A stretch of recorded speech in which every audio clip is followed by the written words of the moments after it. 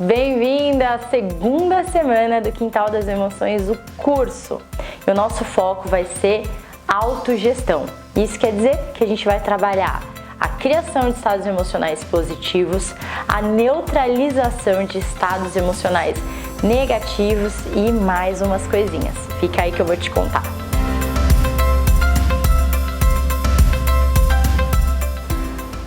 Bom, antes da gente começar diretamente o conteúdo da segunda semana, eu fiz um videozinho com um resumo, com um esqueminha que eu preparei para você, só para recordar o que a gente viu na semana passada. Então, dá uma olhadinha aí. Bom, na primeira semana a gente aprendeu, fiz um esqueminha aqui para ficar mais fácil, né?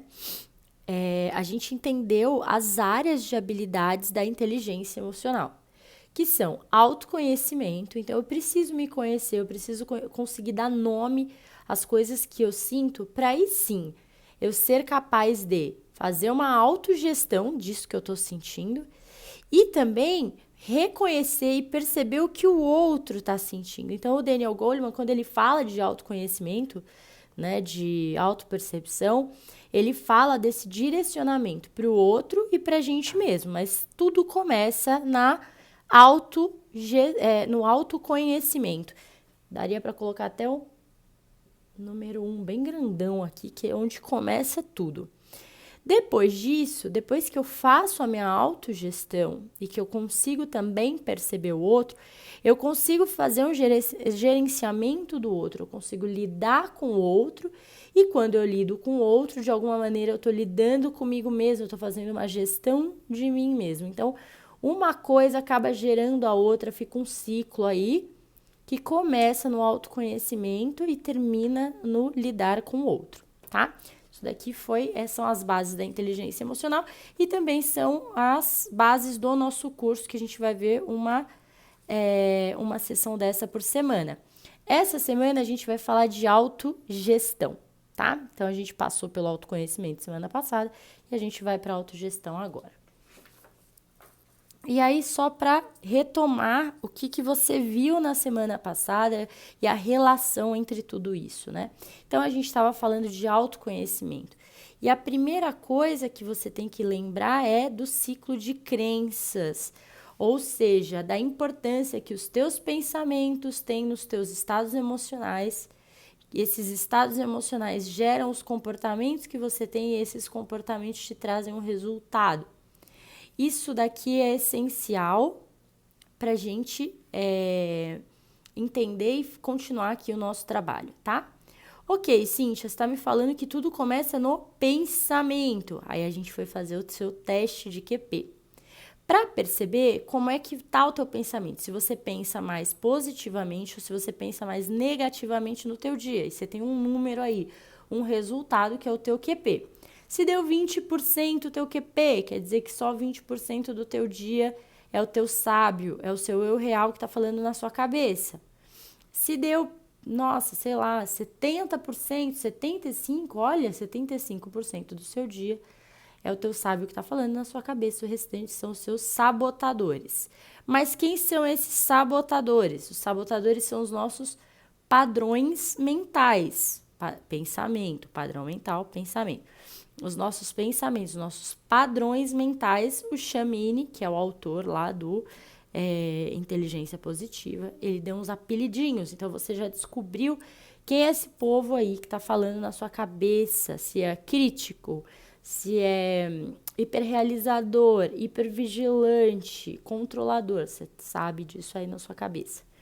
Na sequência, você fez o teu diário de emoções, que foi para perceber na tua rotina, no teu dia a dia, o que você anda sentindo, lembra aqui do ciclo, e o que você anda pensando, né?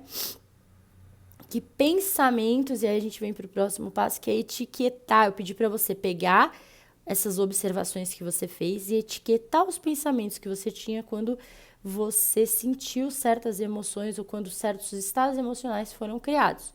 Então, uma coisa está relacionada à outra. Você não consegue etiquetar as coisas se você não tiver feito o teu diário, se você não tiver feito os testes e entendido quais são os teus sabotadores e se você não tiver percebido aqui a lógica entre pensamentos e estados emocionais, tá? Então foi isso aqui que a gente levantou na semana passada. Espero que você já esteja com muito mais clareza aí da sua realidade emocional a partir desses conteúdos. E aí, relembrou? Fez as tarefas direitinho? Já tá com seus sabotadores aí na ponta da língua, com clareza dos seus padrões mentais? Então, bora lá pro conteúdo dessa semana. Bom, quando a gente fala em autogestão, é muito normal as pessoas ficarem com uma coisa meio... quero controlar as minhas emoções. Como é que eu faço para não sentir tanta raiva? Como é que eu faço para não perder a paciência com a minha filha que tá dando chilique no carro? Como é que eu faço para controlar esses estados emocionais que eu não acho tão legais? E aí, eu já tenho que ser muito sincera com você assim, de cara. Não existe essa de controlar emoções. Só quem controla a emoção, como diria Susan David, é gente morta, gente que morreu. Então, se você quiser controlar emoções, você vai ter que morrer. E eu acho que você não tá muito afim de morrer, né? Espero eu. Então, olha só, por que não rola controlar emoções? Porque as emoções são reações físicas, reações do seu corpo. Gente viva tem reações químicas no corpo, tem coisas acontecendo no corpo.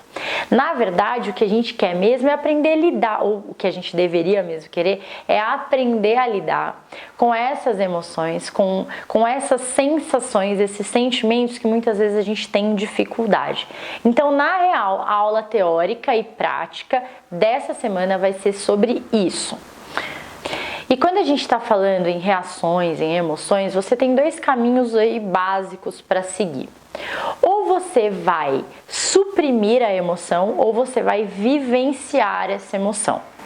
O que é mais comum na nossa rotina é a gente suprimir a emoção.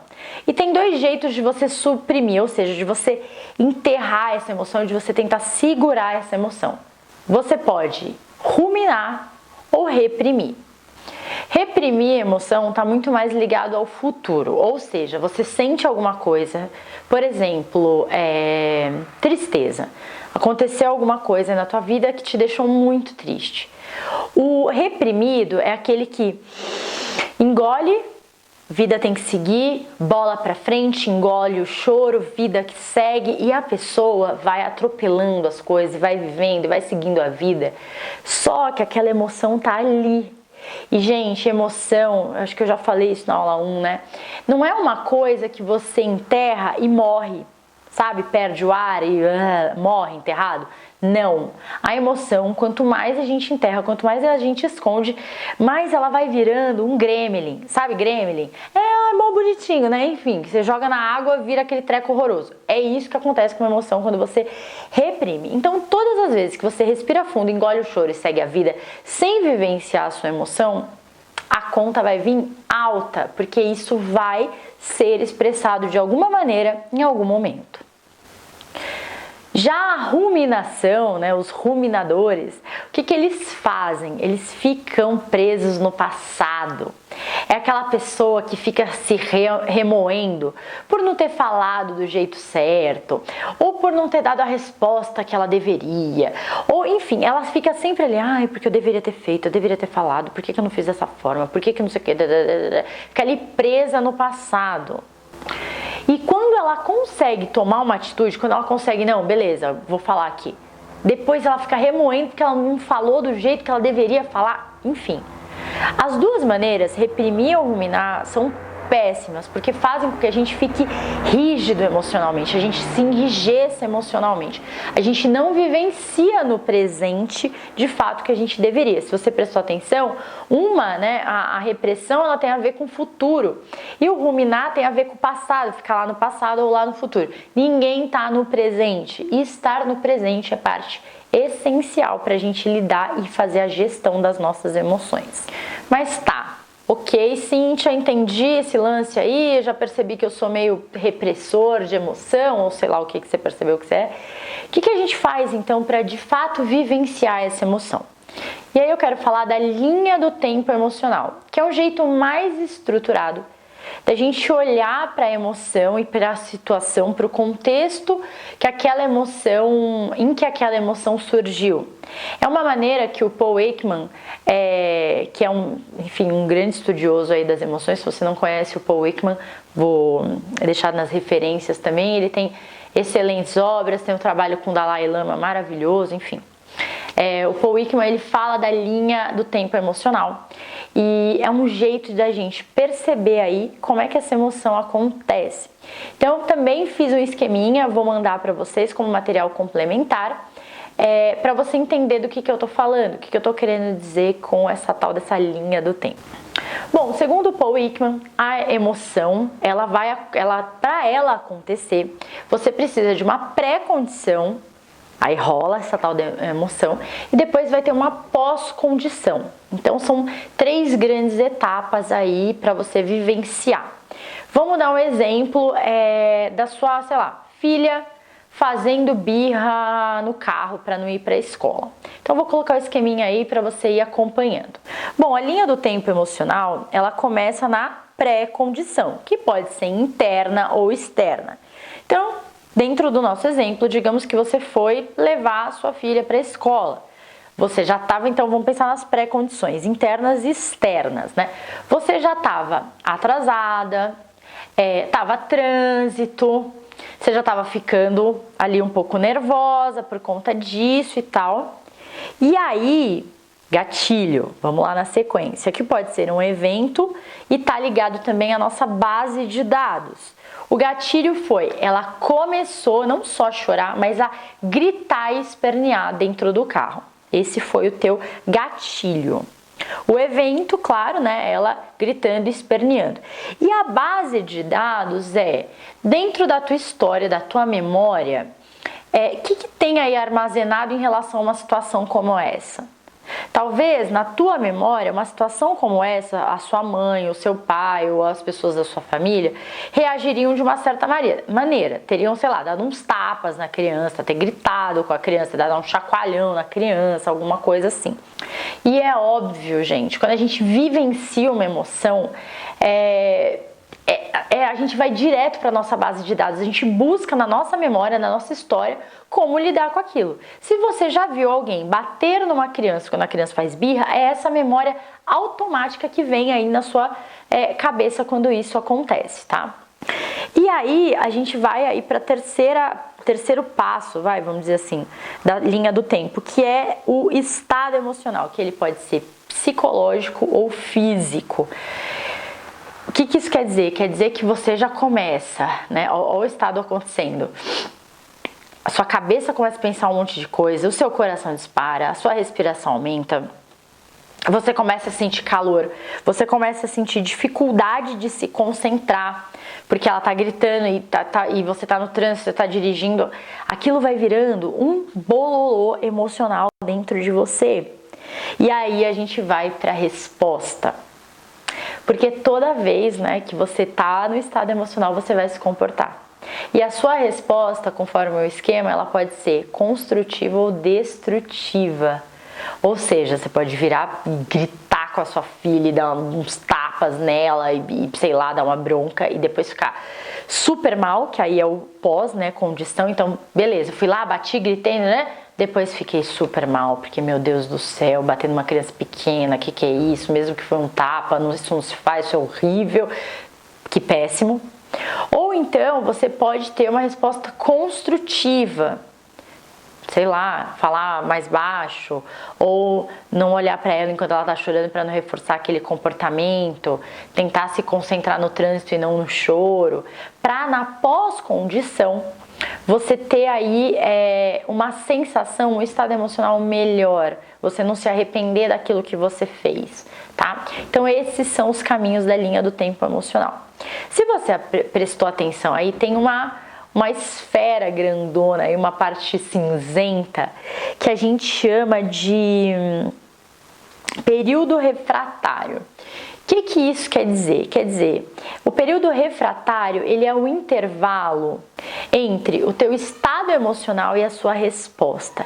Esse período, ele é um período em que o véu que você tá olhando, né? Tem um véu aí na sua frente, que é a sua emoção, o seu estado emocional, e você olha para o mundo a partir desse véu. Então, não importa tudo o que você fizer nesse momento em termos de resposta, em termos de comportamento, vai estar engrenhado, não sei nem se é essa palavra, vai estar aí misturado com o seu estado emocional, não tem como diferenciar. E é por isso que muitas vezes a gente não lembra direito o que a gente fez, que atitude a gente tomou, por que a gente tomou aquela atitude e tal, porque estava tudo nessa zona cinzenta, nessa zona nebulosa. Qualquer resposta automática que você tiver nesse momento aí, estado emocional, resposta, provavelmente não vai ser o tipo de resposta que você queria ter. Então é neste momento que a gestão emocional começa, que a nossa escolha em termos do como você quer reagir, ela vai acontecer. E depois também a gente precisa lembrar de uma coisinha, né, que eu acho que eu não falei. A pós-condição, ela pode se tornar uma pré-condição seguinte, porque aí você fica se sentindo daquela certa maneira e quando você vivenciar novamente essa situação, você entra de novo na sua linha do tempo emocional. Ter consciência de como esse tipo de coisa acontece, né? Como as emoções elas atuam na nossa vida é essencial para a gente fazer a gestão.